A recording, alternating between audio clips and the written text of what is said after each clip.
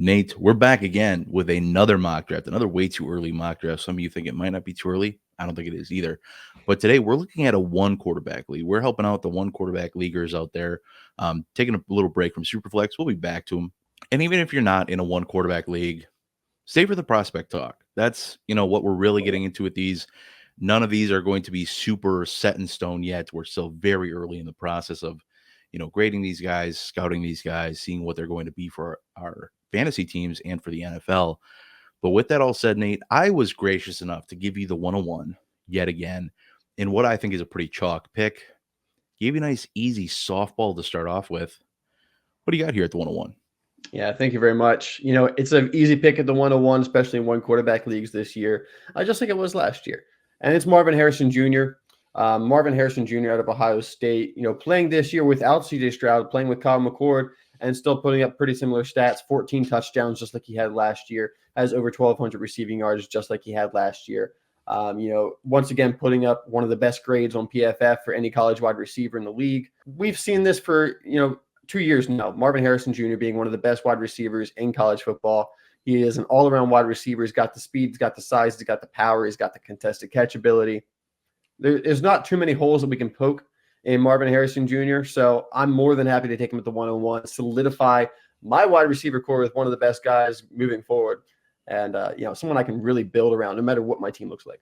To play devil's advocate, because I feel I play the role well. Yes. Is there a discussion to be had? Because we want to talk about like values that we're putting on these guys day one when they get there. And just in our Discord the other day, talking about putting him in the same tier as like a wide receiver 3 in Dynasty right now, along with guys like CeeDee Lamb, AJ Brown, Amon-Ra St. Brown in that grouping. Personally, I think if you want to put Marvin Harrison as a top 10 Dynasty wide receiver out of the gate, by all means. But what you're going to do putting him that high is you're going to overvalue him because he's a rookie. And as good as Justin Jefferson, Jamar Chase were year one, and some of these rookies that are popping off now have been good year one, I just don't think it's good practice to just put this expectation. Long term, you want to get in that discussion of him being a top 3 wide receiver in the league. I'm all about it. I'm there. But when you talk about day one values for when he's drafted, I think you're going to put yourself in tough spots if you're willing to pay those kinds of prices because, yeah, at some point you could get that, but why not just roll with CeeDee Lamb now over a Marvin Harrison Jr. when they're both CeeDee Lamb's still very young. He's still like 24 years old. Yeah, I think there's just a conversation to be had about not putting wide receivers so dang high. And like Marvin Harrison Jr. is great. I don't have any like holes to poke in him. It's that conversation of don't hate players, hate values. Mm-hmm. And I think at some point Marvin Harrison Jr. is going to be drafted just way too dang high, especially in startup drafts when you're combining rookies and veterans. It's going to be tough for me to really, a tough pill to swallow for me drafting him or where I'm going to need to. Yeah. Do you think there's a discussion to be had there where, people are going to put too high of a value on him right away? And again, just play devil's advocate. I don't think he's a bad player by now. Yeah, no, I think the difference here between Marvin Harrison Jr. and where we were with Bijan last year is the positional value. And at running back, having a young stud is everything at the running back position. And wide receiver, yes, Marvin Harrison, he's a young stud. Like we said, I do expect him long-term to be a top 5 guy.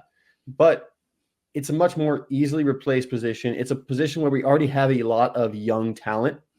Like you said, CeeDee Lamb, Amon-Ra St. Brown. These guys are all under 25 years old. There's already a ton of young talent out there. You don't need to go sell the farm for Marvin Harrison Jr. just to gain 3 years of longevity when you already have players that are going to be at their prime for the next 6 years. It's kind of a moot point for most teams. I love that we play Dynasty and we can look 10 years ahead, but most of the time it's not really worth it to look that far ahead. So I think the replacement value with Marvin Harrison's a good bit different than it is with Bijan Robinson. And that's going to come down to how we can value the 101, where if you have people that are willing to sell players like CeeDee Lamb for the 101, I would much rather have CeeDee Lamb than Marvin Harrison Jr. As much as I love Marvin Harrison Jr., I expect him to be what CeeDee Lamb already is. So with all the Marvin Harrison slander in the books, I'm sure the comments will love that. I'm moving on to my pick here, and I'm going to go ahead and I'm going to take what is still my wide receiver 2 in the class, although I do see a tier forming at that wide receiver 2 and 3 position. I'm going to go ahead and take Malik Neighbors here off the board from LSU. discussed him last week in our Superflex mock. Just an imposing frame, super athletic, but can do all of the Mhm. dirty work route running. I think he is a pretty solid route runner, great hands, great after the catch, tough to bring down. I don't want to throw a lofty comp like AJ Brown out there, but it's I don't think it's outlandish to say that he has that level of like could end up there someday. And I'm not saying he's going to be there day one. That's not a value you should place on him, but a guy who I believe shakes out probably a top 15 wide receiver from what we've seen last year in dynasty terms. Um, Obviously going to depend on the landing spot, how he performs year one. But you kind of called this breakout two way back in August. We were talking about this, came on late last year, ended up cracking 1,000 yards barely. And most of that production and all of his 3 touchdowns were in the last 4 games of the Yep. season. And this year's just popped off entirely in the running for the Bolitnikoff at this point. I'm big on Neighbors as my wide receiver too, but I do see a tier forming here. I still think he's my preference because I think he's just slightly better after the catch than another wide receiver that we'll talk about. But I think one might be a better technician as a receiver purely. I think this is where things can start to get interesting in the third pick here. If you want to touch on Malik Neighbors, feel free. Otherwise, dive into your third pick here. Yeah, I mean, Malik Neighbors, you can't go wrong. I have no issue with someone having him as the wide receiver 2 in this class. I've heard rumblings out there of should Malik Neighbors be the wide receiver 1? His potential.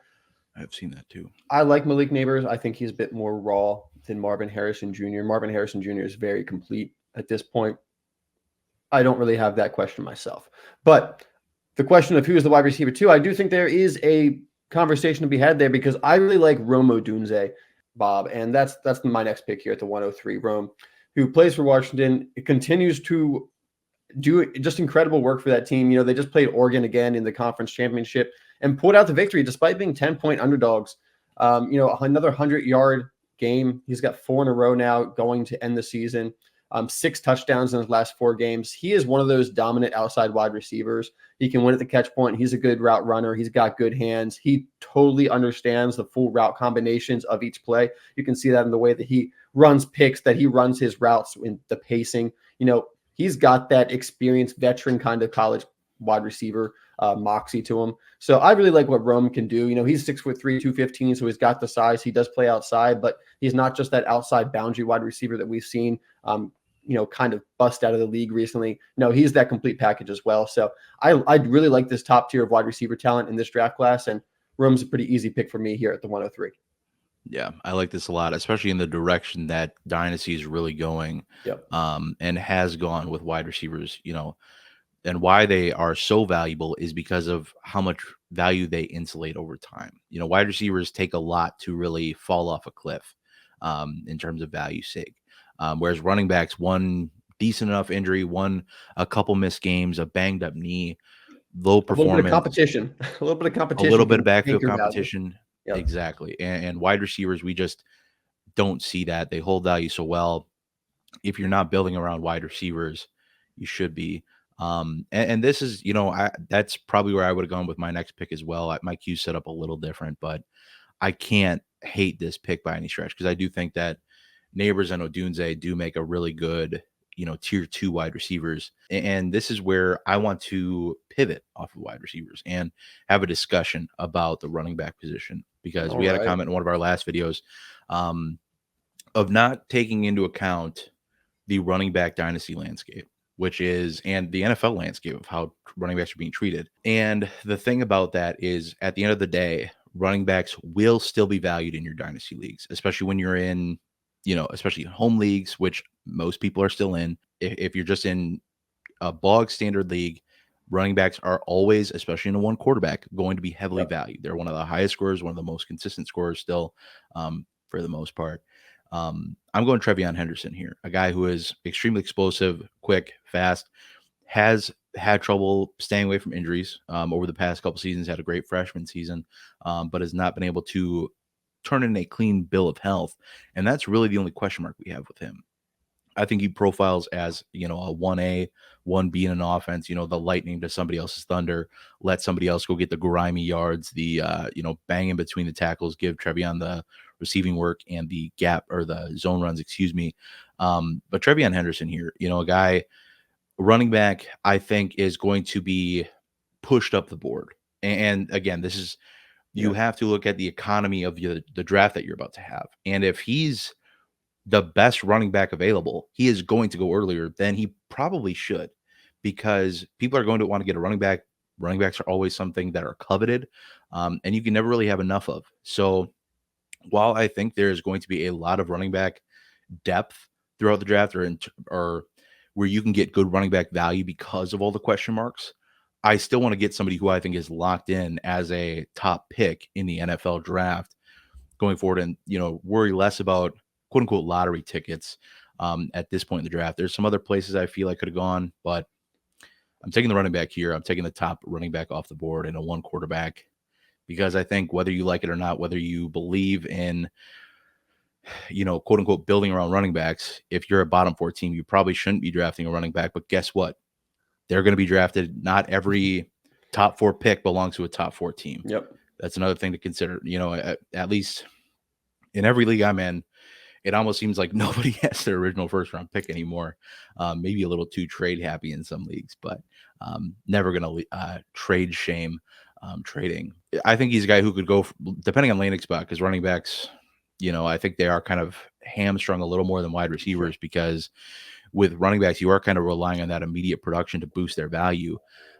He's a guy that could be anywhere from like a top 20 running back to a top 10 running back and anywhere in between. I doubt he's much lower than 20, but yeah, I'm looking at Keep Trade Cut right now, Bob. I can't see him at being really, as soon as he enters the league at this point with the landscape, he's probably top 10 or about 10. I mean, right now, the running back 10 on Keep Trade Cut is Kyron Williams. Oh, my boy. Running back 11 is Josh Jacobs. He's going to be getting another year older and going into free agency. The guy after that is DeAndre Swift, same thing. So, I don't know if he'll come in as a top 10, but he'll certainly be like around 10, 12 coming in. Yeah. Assuming, I don't know if he gets first round draft capital. I doubt it. I don't think there's a first round running back in this draft class. No. But if he gets early second round draft capital, if he is the RB1 pretty consensus by the end of the offseason, then I think he will come in around that point. Because I think Travion Henderson can be a bell cow for a team. But based on how teams use running backs now, based on his injury history, I do expect him to be a bit more of a committee back. But like you said, that 1A. Yeah, which is fine. I think people need to get away from being worried about the committee situation. Bell cow needs to shift to, the kind of efficiencies and volumes of things as opposed to expecting a guy to get 25 touches a game. That's just not. I think asking for like 60 to 70% of backfield touches is a bell cow now. Yeah, I think that's exactly right. But go ahead. Diving into your next pick here. What do you got? Yeah, this next pick I think it's difficult, Bob. You said it's easy, but I think it's a little bit difficult because I think I could go a couple of different ways here. Okay. It is one quarterback. I think I could start considering quarterback, even though it's pretty early. I think we have a lot of talent at the top there. And I like some wide receivers on the board. I'm not going running back here. I know that for sure because I think there's a bit of a drop off, unfortunately, because of an injury to Jonathan Brooks, one of my favorite running backs in this draft class. I'm going to go after a stud player because I want studs at the top of the rookie draft. I'm going to get Brock Bowers. We're not saying this is tight end premium, but despite that, I still have him as valuable at this point at the 105. Brock Bowers, he is the offense for Georgia, has been his entire career since stepping on the field as a true freshman. We've seen just what can happen when a rookie tight end starts getting production. We've seen Sam Laporta fly up dynasty boards to become the tight end one at this point for the last couple of weeks. And, I think Brock Bowers is better than Sam Laporta. I don't think there's too many questions there, as a prospect. Sam Laporta is obviously doing quite well. But Brock Bowers, I expect him to be a top 10 pick in the NFL draft. I expect him to get production pretty quickly. A team's going to make him part of their offense as soon as he steps on the field at the NFL level. Brock Bowers is honestly part of a new breed of tight ends. We haven't really seen a tight end come out like him before. Not only is athletic, we've seen athletic tight ends come out, but to see athletic tight ends who are so versatile in an offense. Kyle Pitts was not this versatile in the Florida offense. He was not this much of a focus point or in motion this much, used in rushing attempts, used in screens down the field, everything. Brock Bowers is an offensive weapon more than a tight end at times. I'm excited to see what he can do in the NFL, and I don't have many worries about picking him at the 105. Yeah, I think Brock Bowers is a great pick. One thing I want to do, in especially rebuilds, if you're picking at this high in your draft, you might be a rebuilding team. I really want to sort out my tight end position. Yeah. That's one of the first positions I want to try to look for. I want to have some future piece there. Could be as young as Brock Bowers, could be as old as TJ Hawkinson. That's kind of the range I'm happy to look at when I'm looking at a tight end. I do want to urge some caution because I think a mistake can be made. As good as Brock Bowers is, he is still a tight end and should not be overvalued with what he's going to score compared to other positions. And I think at the end of the day, that was, and it's easy to say in hindsight now with Kyle Pitts. Kyle Pitts was a guy who was being taken in the top 2-3 picks Had a and thousand non-tight end. yards his rookie year. It's not a Kyle And Pitts issue. It's an Arthur Smith issue. well, sure, 100%. And I still think that at the end of the day, you have to compare what overall points are going into your lineup. And like I said, it's an easy thing to say in hindsight now, but even then, felt a little gross picking him that early. Especially he was in a talented class. It's not He like was his class he was was also bad. picked like 102, 103 in a lot of Right. places. That's There what I'm was a saying. lot Yeah. of hype around Kyle Pitts. I think Yeah. 105 and a one quarterback is the earliest you're picking Brock Yep. Bowers. In Yep. Superflex, I think the earliest we picked him is 107. I Yes. think I that think is around there. really the ceiling for picking Brock Yeah. Bowers. I don't feel Yeah. comfortable picking him any higher than this. Yeah. Yeah. That's my caution is, I would still pick the wide receivers for sure. You can get into an argument about Trevion Henderson or not. Depending on who's there, like I said, if it's a competitive team that ended up with a top 5 pick, might not make a lot of sense to go with one of the wide receivers over somebody who could be producing as early as day one. We know tight Yeah. ends take time to produce. Brock Bowers is from a production standpoint, I think athleticism wise and everything like that's going to check out a generational prospect at the position. But I still don't think because of the tight end, if it's a tight end premium, wheels up, draft Yeah. him as, early as number 2, probably. In a 1 quarterback in a super flex, you're probably looking at the 4 pick. But either which way, I just urge some caution. I don't want to get, we love the player, love the prospect, just chill out with putting him at the 102 and stuff like that. Yep. So that's my only urge of caution. And now I'm kind of at the same boat as you mentioned, where quarterback is kind of starting to make sense. And if you Mhm. needed one here, I don't hate it. One thing I'm really looking at with quarterbacks is quarterbacks that have some rushing ability, and kind of elite levels of upside, which we have in the 2 top quarterbacks, and then we have in some other quarterbacks as well that have rushing ability and just general quarterback skill. Now, Bob, Yes. before you pick, I just have a question for you.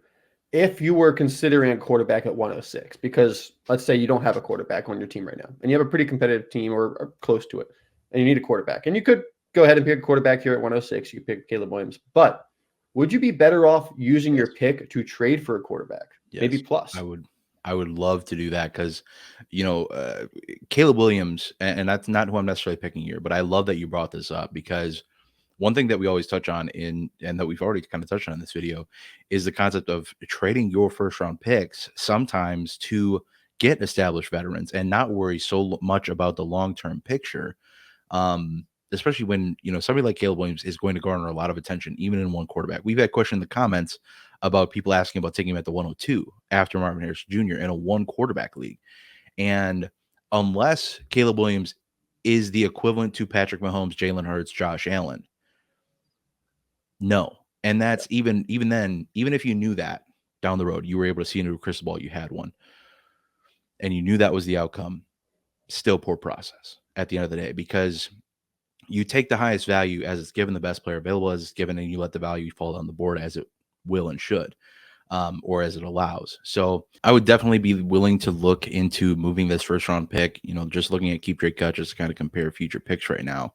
Guys listed after value wise, after a mid first round pick, guys like Anthony Richardson, Tua, Trevor Lawrence, Kyler Murray, several guys you can probably get plus on top of. Caleb Williams craze will be happening, Yep. without a doubt. If I can get any of those guys, whether Caleb Williams turns out great or not, I feel pretty good about it. I like all those guys. I would love to get either Tua. I would love to get Tua specifically. That'd probably be my number 1 target out of that bunch. Anthony Richardson's a solid pick as well. But I guess I'll finally get to my pick here. You bring up an awesome point. I think that's something I'd be looking to do if I was in need of a quarterback. Something, to keep in mind. If you ever need a position more than what the value on the board suggests, kick the pick around your league, see what you can get for a proven veteran that might be a better make more sense for a need than ever reaching down the board when you don't necessarily have to. So my heart will not be denied. I'm going to go with Oregon Ducks wide receiver Troy Franklin here. Did not have a great championship game performance. It is what it is. Got banged up for a while, got back in the game. But either which way, love Troy Franklin and his Slim Reaper build. Not as slim as a lot of people thought. I know you thought he was a little slimmer coming into the season, or coming into off of last season, I should say. And into the season, seems like he bulked up a good bit. Currently listed as 6'3", 187 on PFF. Obviously subject to change with the combine and everything like that, but very excited for Troy Franklin here. Think he could work on some route running stuff, but I mean, as a deep threat with the ball in his hands, great. All three levels, I'm pretty happy getting him here.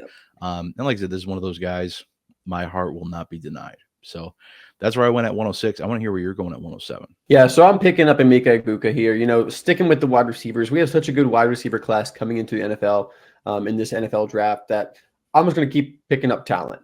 I think we have a ton of first-round talent. Egbuka is another one of these guys. We had him, kind of pegged as the wide receiver 2 coming into this season.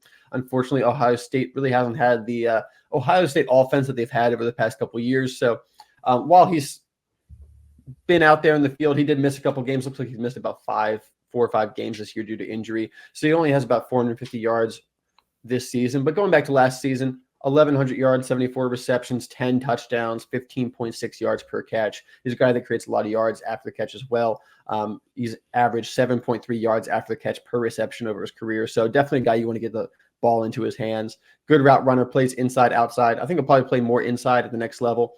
But a guy who can run a lot of routes, be someone that a team can rely on. I don't think he's a wide receiver 1 at the next level, but I think he can be a really good wide receiver 2 at the next level. So putting him here at the 107, pretty happy with it. Just keep picking up wide receiver talent in this draft class. Yeah, you can't not avoid wide receiver talent in this class. Got to get it while it's there. Speaking of which, I'm actually not going to get it with the next pick. I think this is a good spot to start looking at quarterback. And that's usually when I am drafting. Whenever I get through like the top really good tier of position players not being quarterback, that's when I look to attack quarterback. That's usually where I feel good about slotting them in, as this is a good time, especially for guys like Caleb Williams and Drake May. I'm going to go ahead and take Caleb Williams here. I know he's had a questionable season. He rubs a lot of people the wrong way with his interviews and just kind of how he seems to act as a person, but what he does on field, in and out of structure, as a pure thrower of the ball, runner with the ball in his hands, he's a great threat. Has all the arm talent in the world. Is he going to be able to put it together at the next level? I'm not super concerned.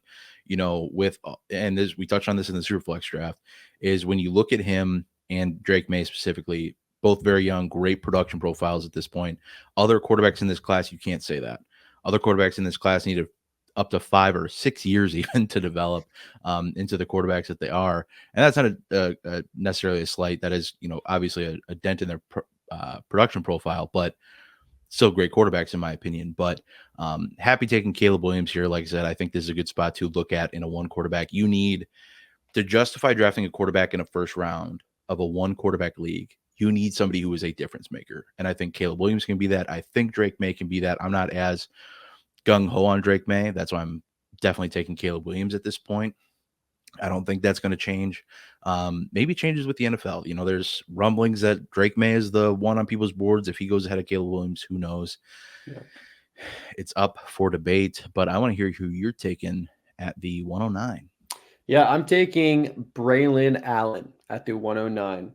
And Braylon Allen's not my running back too. I really like Jonathan Brooks, but he's got that ACL injury, unfortunately. And he's going to be dropping in these rookie drafts, I'd expect, because he's going to miss the combine. He's going to miss a lot of that testing. That's really important for the running back position. So Braylon Allen, right now, looking at the running backs in this draft class, he's maybe the only other running back I feel really confident is a day 2 running back at this point. And I know he's going to get that draft capital. Now, is Braylon Allen going to be the all-around receiving, running threat out of the backfield? No. I think he's going to be really pigeonholed into a running, rushing role and not really having that receiving ability. Not that he doesn't have it, but he's not going to have the opportunity because he's just average at it at best, honestly. So Braylon Allen's going to be more of a grinder in between the tackles. He's going to have some big runs. He's going to have some touchdowns. Maybe not a top 10 running back, but I think we're getting to the point where, like you said, we've already kind of drafted the young studs at the positional position that we you need to care about in one quarterback.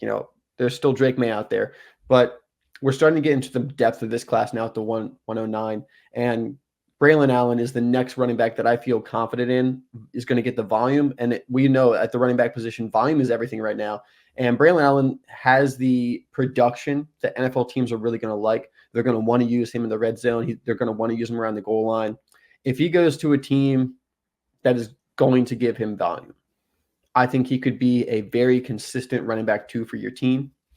Now, I don't expect him to go somewhere that's not going to use him to the best of his abilities. I always hope that NFL teams pick players with plans and to use them for the best of their abilities, but sometimes they don't. So that'll be something to monitor with Braylon Allen. I think he is a bit situation dependent just because he's a bit more limited than a guy like Travion Henderson or Jonathan Brooks. Yeah, like me some Braylon Allen, obviously from my mom's hometown, as I've mentioned several times, and obviously as a Wisconsin fan in general. Love seeing him here. Respect the pick 100%. Being so young is going to be coveted by teams as well. Turning 20 in January. Quote unquote, has a lot of miles on him still, but yes, very young, incredibly young. With that said, in mocks on this channel, and sometimes we do this, sometimes we don't, I have been known to not always take what I want to pick because I think something needs to be discussed. And to ensure this is discussed in this mock draft, because we didn't draft him in the last one, in the last 2-round mock draft, we are going to be looking today at Trey Benson here with my 110. And we are going to have a discussion on why we are a little lower on Trey Benson than most. But in this mock draft, in this world, I love Trey Benson. Huge fan of Trey Benson. Love his 2022 successes and efficiencies and all the things. And I think the problem with that is, and I think you're an idiot for drafting Braylon Allen over him. I don't actually think that, though. He's actually significantly lower. This is the character you're playing. Exactly. I'm playing devil's advocate here. But Trey Benson here. And the reason why we've softened on him quite a bit, we were never huge on him to begin with. I do think probably deserves to be in second rounds of mocks at the absolute worst. But in one quarterback, without a bunch of quarterbacks pushing him down the board, finds himself here at the 110. And my biggest issue with Trey Benson is, to me, when I look at the film, I think he has great athleticism. I think that is 100% his thing. Think he's plenty fast, has nice burst. Great. But what I do have concerns with is the actual running back element of things that you need to be in the NFL to succeed. You can't just be fast and flashy. And when you look at all of after last year, he was touted in several metrics. Yards per carry after contact being one of them, missed tackles forced being one of them, total yards after contact being another one of them. In all 3 of those metrics this year, after being a top 10 at worst in those metrics last year, has now fallen to out of the top 50 in running backs at the position. And he had a good offense around him, Bob, for majority of this season. Yeah. And then, so you take all that and you tout him for these efficiencies he had last year. And we'll talk about this with other players at some point too. When they have one good season, you can't, if he would have done that again this year and put these metrics together, we're probably having a pretty different discussion on Trey Benson. I still don't know if I have him as running back 1 or anything like that, but, probably feel a lot better about him in the first round of in mocks. Not necessarily a player I'm still in love with drafting, but it's a different discussion we're having. And the big thing that sticks out for me is in games when Trey Benson does not have a breakaway run of 15 yards or more per PFF, yards per attempt, 3.9 yards per carry, 3.2 yards per carry, 3.6 yards per carry, 2.6 yards per carry, 3.7 yards per carry. In the championship game against Louisville, where he did have a breakaway run of 21 yards, averaged 3.3 yards per carry. In college, if you do not have like 5 yards per carry, you're struggling. Yeah. And, these are, I'll say he had a pretty decent schedule playing some tough defenses, but outside of one game, never crossed 100 yards. He did cross 200 yards in that game against poor Virginia Tech. Just took them to the cleaners. He did have 90 plus in a couple games, but, I think if Trey Benson doesn't get volume at the next level, and that's the thing in the NFL right now, backs are not getting volume. If he's not getting volume, if he's not in like a perfect situation, which you can't, you don't want to automatically peg someone. Yeah, exactly. You don't want to peg somebody in negative situations on a player because anything can happen. And you want to kind of picture everybody in an ideal situation for the most part. But I think Trey Benson is one that kind of more so needs the ideal situation to be really good. And I still think he's like a running back 2 level of running back. I don't think he's that good of a running back to be a top 12 regularly or consistently, Yeah. but putting the respect on him here, feel free to chime in. I know we're both low on Trey Benson, Yeah, we're but both low on Trey Benson. And before the video here, we were actually talking about these breakaway runs of 15 yards or more. And he actually has the second highest percentage in this draft class of yards coming from breakaway runs, which can show a player that, is able to break off a lot of runs consistently, but also his breakaway run percentage is 10%. The next player closest to him with amount of yardage from breakaway runs is Marshawn Lloyd, who has 15.65% of his runs become breakout runs compared to Trey Benson's 10%. So that is half more than Trey Benson. And they're averaging about the same amount of yards from those breakaway runs. So what that screams to me is Trey Benson is a player who he's either creating those big plays or he's getting stuffed at the line of scrimmage. He's kind of all or nothing for me. you can't expect every play from a running back to go 20 yards. That's just not realistic. Most yardage or most plays for running backs are in that, 0 to 10-yard range. But so much of his skills are just based on these big runs. Like you said, other than that, he's getting stuffed.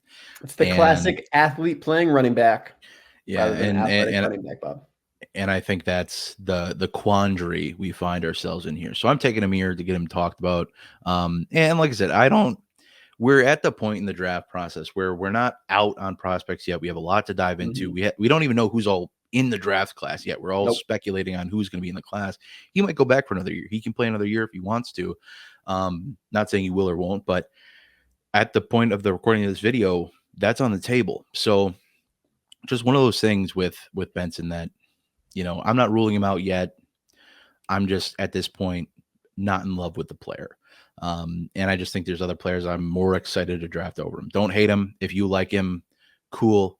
These are just our concerns at the end of the day. But with that said, Trey Benson's slander in the books. Plenty of slander in today's video. Who's your pick here at the 111? Yeah, I'm ecstatic here at the 111 because I might already have a decent quarterback, but I get to pick up Drake May because you just picked up Trey Benson at the 110. So thank you. Drake May, we've talked about him being, either in that tier or very close to Caleb Williams. And there's a lot of teams that are very excited about Drake May. I think he's going to be a top 3, top 5 pick at worst. He's looked at as one of those franchise quarterbacks in this draft. So picking him up at the 111, that's about where we usually start picking up, the top quarterbacks in one quarterback drafts. Caleb Williams being, one of the top quarterbacks to come out in recent history. So he goes at the 108, and I think that's reasonable. But the rest of the quarterbacks, usually they start around the end of the first. This is about the spot that we took Joe Burrow, Trevor Lawrence, players like that. I think Drake May kind of fits into the same slot. And now to wrap up the first round of the mock draft and the rest of this mock draft, the rest will be over on our Patreon. You can find that. You get a free 7-day trial. You can watch this video for free. Just hop into Patreon for free. Get a 7-day free trial. Check it out there. But with my last pick, this is a tough one. There's a couple running backs on the board that I like. There's a wide receiver I kind of want to talk about. But at the end of the day, I'm going to go ahead and take our favorite running back from this class, who we're not sure is going to come back or not. He has that ability, but who knows? Jonathan Brooks, running back we love at the end of the day. Skill set wise, all around talent, was trending towards our running back 1 before the major injury. And I think before people get, one of the comments on us taking Jonathan Brooks over Trey Benson specifically was he's never going to play in his rookie year. And with how ACLs are, he is going to play his rookie year. It's not like he, tore it. It's not like he tore it in the championship game like Jameson Williams did. And he missed. And Jameson Williams even played his rookie year. I was going to say he didn't even miss the whole season. He missed, I think, about half of it. But Jonathan Brooks is going to be able to play. And I think if he does, in fact, declare, I think he's still going to get relative enough draft capital. I think he showed enough pop and skill set. ACLs aren't a death sentence anymore. We don't know how much he's going to play in his rookie season, but a guy who I think could turn into a massive value because he has a whole half less of a breakout season in college that people are going to tote on. He's just not going to get the same coverage. He's not going to get the same buzz. He's not going to be able to perform in the pre-draft process, really. I don't think in much of anything. So it's just one of those guys that I think you're going to be able to get a really good value on. He could be the best value in the entire draft. 100%, that is 1,000,000% possible. So I don't know how those percentages work out, but they do. But with all that said, in this first round in the books, we are out of here. But before you leave the video, please leave a like and comment down below who we missed in this first round. Who do you think we're going to talk about in the second round specifically? And like I said, who are you rushing to the 201 to draft at this point? But with all that said, head on over to patreon.com/Dynasty Rewind. Get in that free trial. Check out this bonus podcast Nate and I are about to go record. With that said, we'll see you in the next one. But until then, I hope that y'all have a good one.